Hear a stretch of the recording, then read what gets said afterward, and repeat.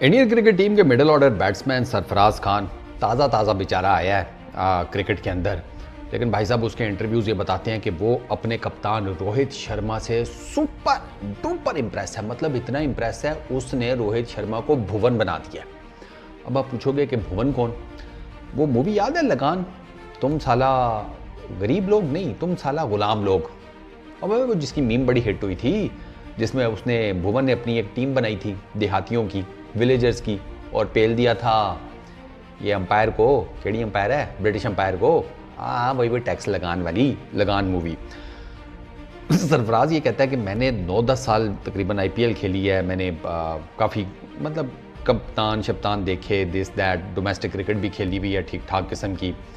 कितनी इसकी एवरेज? 70 की तो इसकी फर्स्ट क्लास में एवरेज है, 94 की एवरेज है, लिस्ट ए में कैरी कर रहा है। अच्छा, जितना इसने सरफराज ने जिसे कहते हैं इसका पोटेंशियल है, इसने जो डोमिनेट किया ना डोमेस्टिक क्रिकेट को आईपीएल में, इसको इसने इस तरह नहीं किया।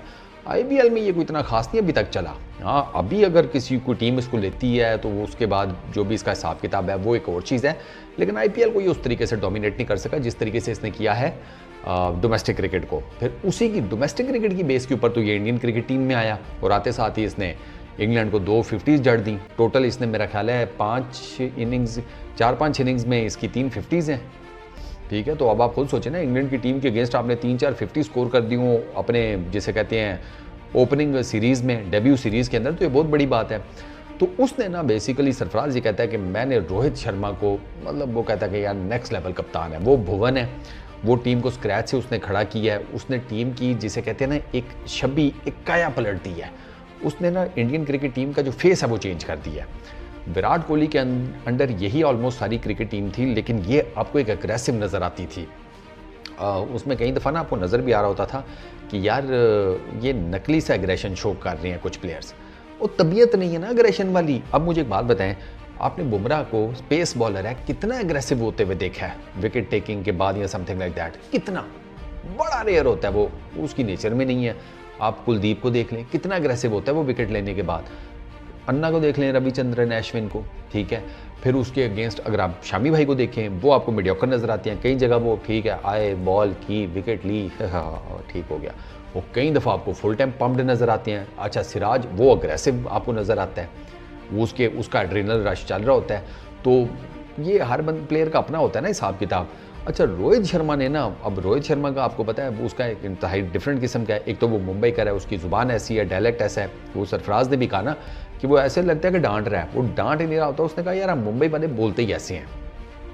तो ये जो आपको कभी कभार फील होता है कि शायद रोहित शर्मा डांट टूट रहा है, उसने कहा वो डांटते नहीं है, वो सिर्फ समझाता है।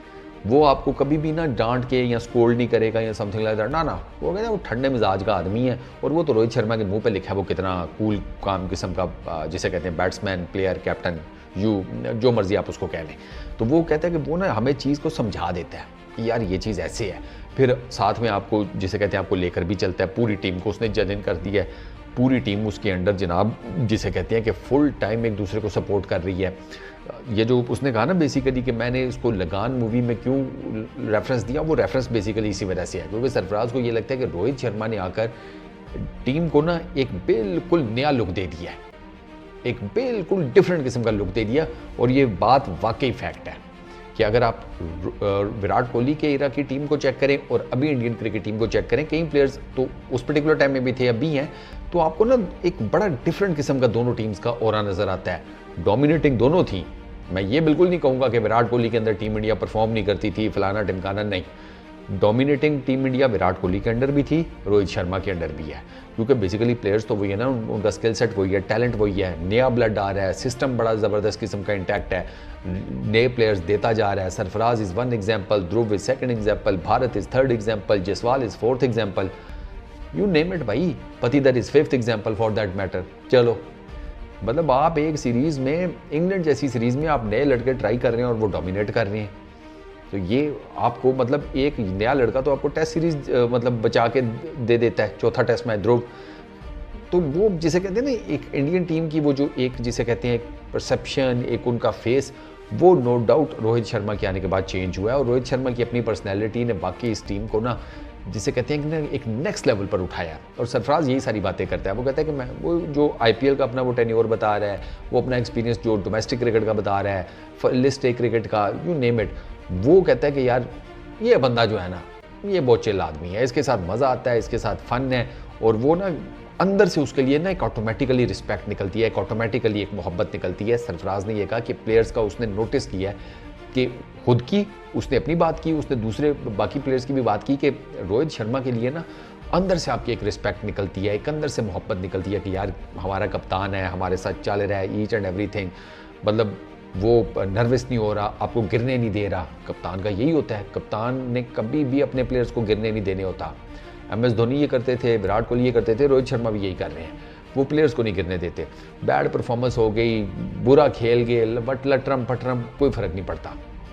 ही नोज़ कि मैंने अपने प्लेयर्स को कैसे उठाना है। तो सरफराज ने जो जितनी भी तारीफ़ें की हैं अपने रिसेंट इंटरव्यू में रोहित शर्मा की, 110% बिल्कुल ठीक बातें की हैं उसने। Rohit Sharma as a player, as a individual, as a कप्तान, यार is a remarkable kind of a person. Literally उसने बहुत डोमिनेट, उसने इंडियन क्रिकेट को जिस तरीके से डोमिनेट किया और जिस तरीके से वो भी डोमिनेट कर रहा है, आपको बड़ी कम एग्जांपल्स नज़र आती हैं इस किस्म के इंटरनेशनल क्रिकेट में। तो लेट्स होप कि रोहित शर्मा मज़ीद आने वाले फ्यूचर में भी इसी तरीके से इंडियन क्रिकेट को डोमिनेट करें।